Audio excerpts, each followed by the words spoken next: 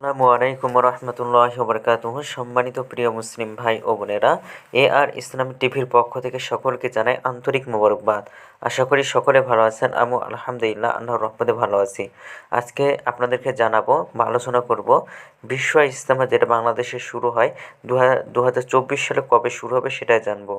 তো ঢাকা টঙ্গীর তুরাগ নদীর তীরে আগামী 22শে ফেব্রুয়ারি, অর্থাৎ 2024 সালের 22শে ফেব্রুয়ারি মানে 2 ফেব্রুয়ারি শুরু হবে বিশ্ব ইজতেমার প্রথম পর্বটা, এবং 4 ফেব্রুয়ারিতে আখেরি মোনাজাতের মধ্যে দিয়ে শেষ হবে প্রথম পর্ব।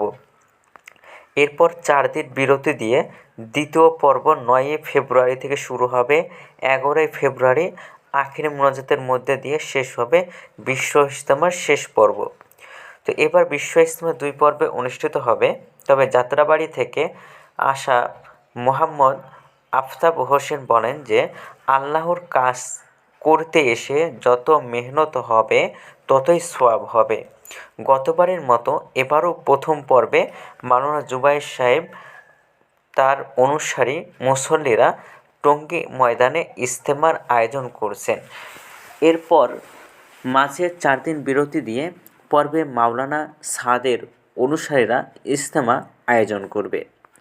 মাওলানা জুবায়ের অনুসারী মিডিয়া সমন্বয়কারী মুফতি জহির ইবনে মুসলিম বলেন যে, বিশ্ব ইজতেমা উপলক্ষে ময়দানের সব কাজ শুরু হয়েছে। আগামী 2 ফেব্রুয়ারি ইজতেমা শুরু হবে।